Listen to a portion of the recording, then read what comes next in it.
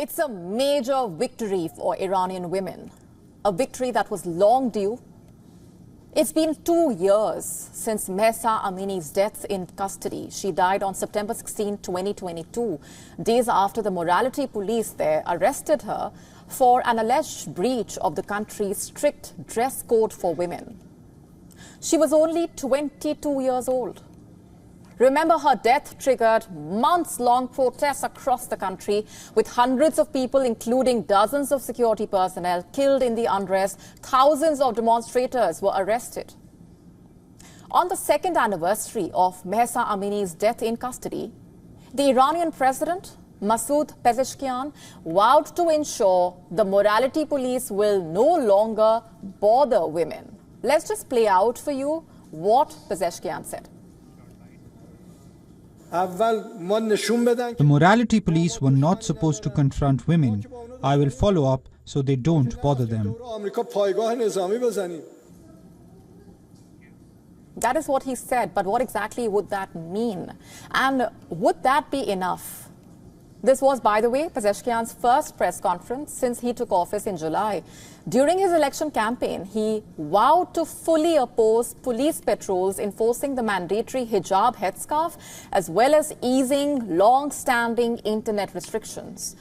In case you weren't aware, Iran has over the years tightly controlled internet use, restricting popular social media platforms like Facebook and X. Harsher curbs were enforced following 2019 protests against fuel price hikes and during the wave of demonstrations triggered by Amini's death. Pezeshkian has said his government was working to ease restrictions online, especially on social media.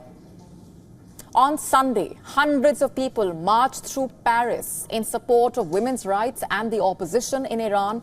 The march was organized by around 20 human rights associations. It took place as 34 women began a hunger strike in a Tehran prison to mark the 2-year anniversary of Mahsa Amini's death. Several women in Iran were seen without hijabs. In fact, according to a member of the Iran Justice Collective, the sacrifices made by Iranians opposed to the regime were not in vain, adding, quoting, "We've gone from an absolutely patriarchal culture where there was no question of women being able to reveal themselves in the street to massive support for these women," quote unquote. You see, after Amini died in custody, the women-led protests which erupted rattled Iran's leadership, but there was a crackdown on the demonstrations by the authorities. Human rights groups say at least 551 people were killed. Thousands more were arrested, according to the United Nations. From then to now, it's been a hard-fought battle for women in Iran for their basic rights and freedoms. And the world has been watching.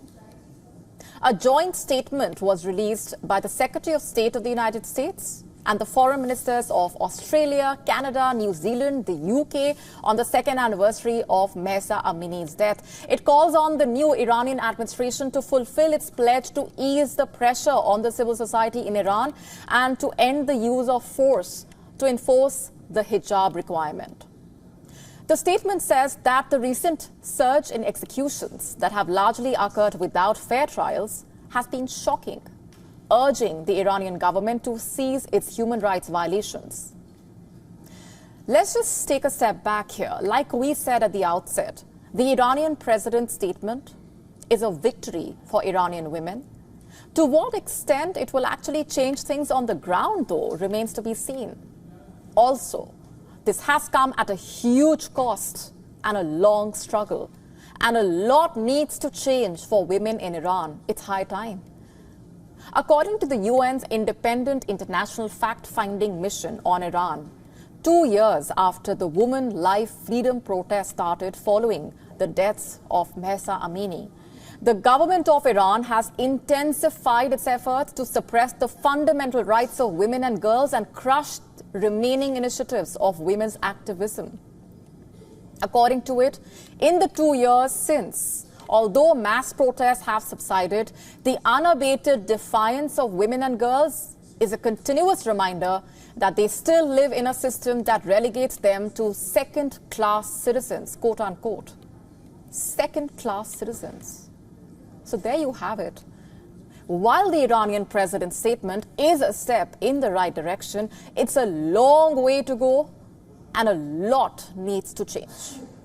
To stay up to speed with the latest news, download the WION app and subscribe to our YouTube channel.